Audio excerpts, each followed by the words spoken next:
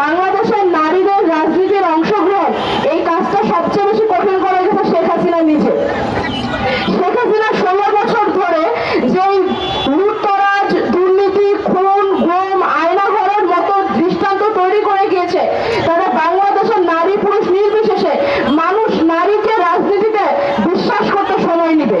শেখ হাসিনার এই পাপের ফল আমাদের সবাইকে ভুগতে হচ্ছে এবং এই জন্য বাংলাদেশের রাজনীতিতে যদি নারীদের অংশগ্রহণ আবার সুনিশ্চিত করতে হয় এবং সত্যিকারে বাংলাদেশের নারীদেরকে রাজনীতিতে নিয়ে আসতে হয়, সবার আগে প্রয়োজন শেখ হাসিনার বিচার নিশ্চিত। জুলাই আন্দোলনে আমরা নারীদের ব্যাপক অংশগ্রহণ দেখেছি, কিন্তু তারপর থেকে প্রতি পদে পদে বাংলাদেশের রাজনীতি যেখানে মন নিচ্ছে বিভিন্ন দিকে, প্রত্যেক মিনিটে নতুন নতুন পৃষ্ঠা লেখা হচ্ছে, সেখানে নারীদের অংশগ্রহণ শুধু কমেই গেছে তা না, বরং যারা আগে থেকে রাজনীতি ছিল তাদেরকে এখন আমরা আগের মতো দেখতে পাচ্ছি না। আমি নিজে ক্যামেরার সামনে খুব কম আসি, প্রতি পদে পদে আমাকে মানুষজনের এই প্রশ্নটা শুনতে হয়, জুলাইয়ের নারীরা কোথায় হারিয়ে গেল? দেখুন, সত্যি কথা বলতে কি, বাংলাদেশের নারীদের রাজনীতির অংশগ্রহণ এই কাজটা সবচেয়ে বেশি কঠিন করে গেছে শেখ হাসিনা নিজে।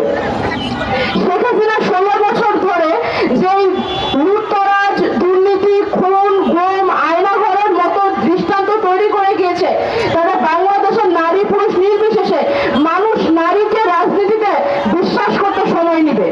শেখ হাসিনার এই পাপের ফল আমাদের সবাইকে ভুগতে হচ্ছে এবং এই জন্য বাংলাদেশের রাজনীতিতে যদি নারীদের অংশগ্রহণ আবার সুনিশ্চিত করতে হয় এবং সত্যিকারে বাংলাদেশের নারীদেরকে রাজনীতিতে নিয়ে আসতে হয়, সবার আগে প্রয়োজন শেখ হাসিনার বিচার নিশ্চিত। এই জন্য যতদিন না পর্যন্ত বাংলাদেশে আওয়ামী লীগ নিষিদ্ধ হবে এবং শেখ হাসিনাকে দেশে ফিরিয়ে এনে শাস্তির মুখোমুখি না করা হবে, ততদিন শুধুমাত্র নারীদের রাজনীতি না, আমি মনে করি বাংলাদেশের নতুন রাজনৈতিক বন্দোবস্ত এবং 24 পরবর্তী রাজনৈতিক নতুন রূপরেখা কোনোভাবেই দেওয়া সম্ভব না। সবার আগে হতে হবে বিচার, তারপর সংস্কার, তারপর কথা হতে পারে নির্বাচন এবং অন্যান্য গণতান্ত্রিক চর্চার ব্যাপারে। কারণ বাংলাদেশের নারীরা কথা বলে, বাংলাদেশের নারীরা রাজনীতিতেও আসে, কিন্তু তারপরেও বাংলাদেশে আমরা অনেক উঁচু পদে নারীদেরকে দেখতেও পাই।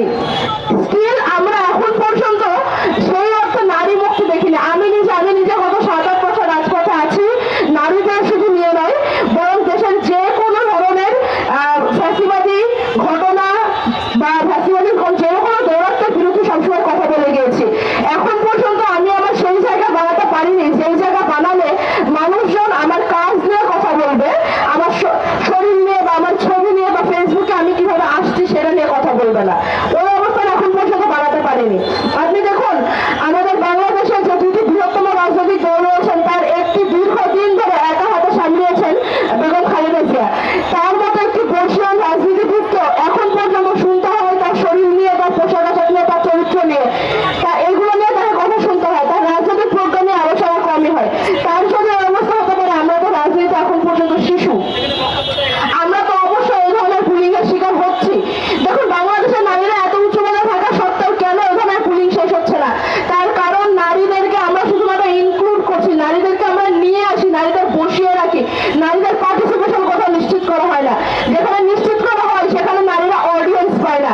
এটা তো আপনারা মানবেন, তাই না? যে বক্তা যদি একা থাকে, কোনো শ্রোতা না থাকে, তাহলে আসলে সেই বক্তব্যের কোনো দাম থাকে না।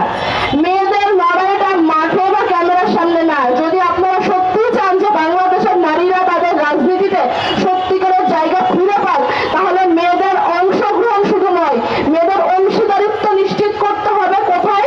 গোল টেবিলে, যেখানে পলিসিগুলো তৈরি হয়, যেখানে সিদ্ধান্তগুলো নেওয়া হয়, নারীদের সেইখানে অংশীদারিত্ব প্রয়োজন। নয়তো মিছিলের সামনে ব্যানার ধরার জন্য মেয়েরা গত 50 বছর ধরে আছে এবং এভাবে। নিউ ইয়র্ক থেকে সম্প্রচারিত TVN 24 টেলিভিশন বিশ্বজুড়ে বাঙালির কণ্ঠস্বর।